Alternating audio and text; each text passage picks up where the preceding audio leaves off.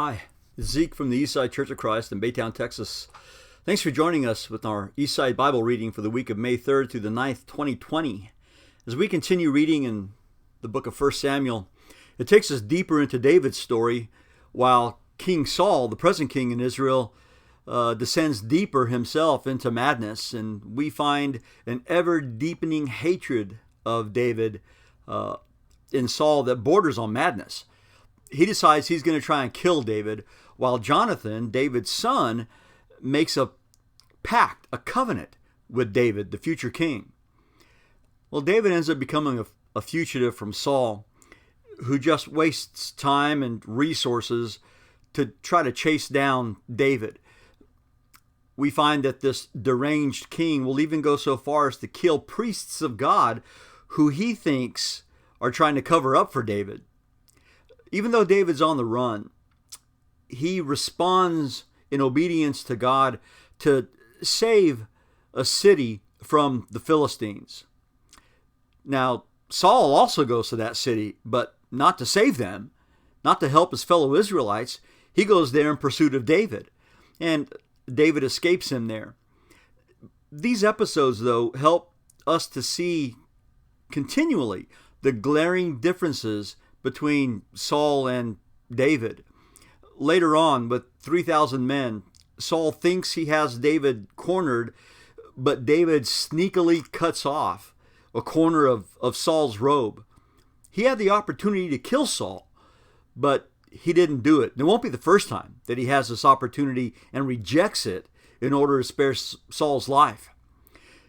In 1 Samuel chapter 25, we're introduced to a woman named Abigail, who is married to a fool. And this guy is a fool. He's a fool in name. His name Nabal means fool, but he's also a fool in character. He rebuffs David, and David himself becomes so angry that David almost sinks to the level of Saul by becoming petty and vindictive.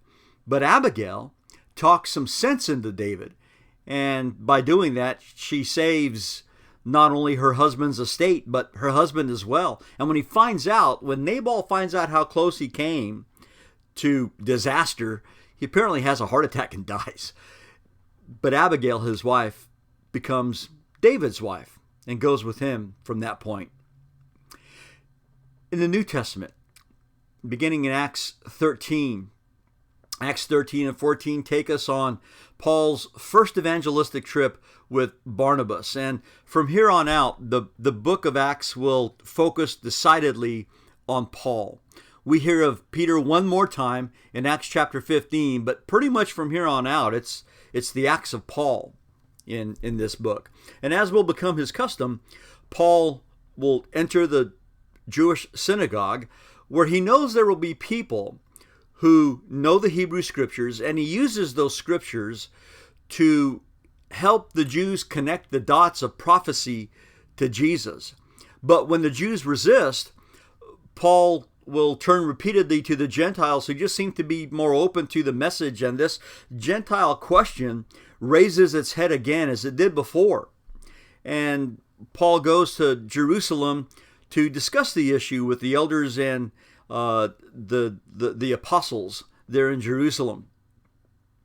Well, using prophecy as well as example, they come to the conclusion that the Gentiles are just as welcome to the gospel message as the Jews are.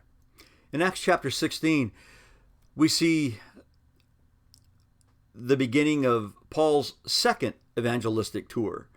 This time not with Barnabas, but with Silas.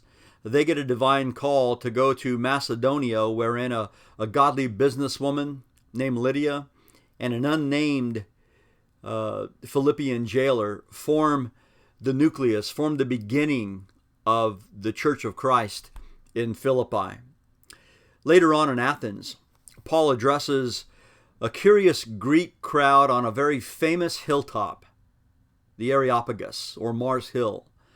But they seem less interested in hearing the truth than they are in maybe hearing some newfangled and novel philosophy. Paul has little success with the gospel there in Athens.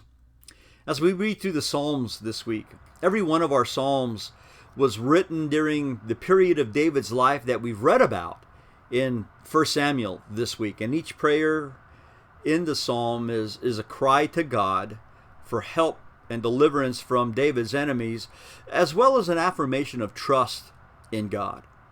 Read those psalms and remember that when David wrote them, he was in very real, very deep trouble.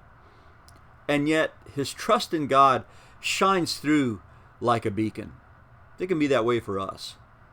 Well, thanks for following with us this week in our Eastside Bible reading, and we hope to see you next time. God bless you.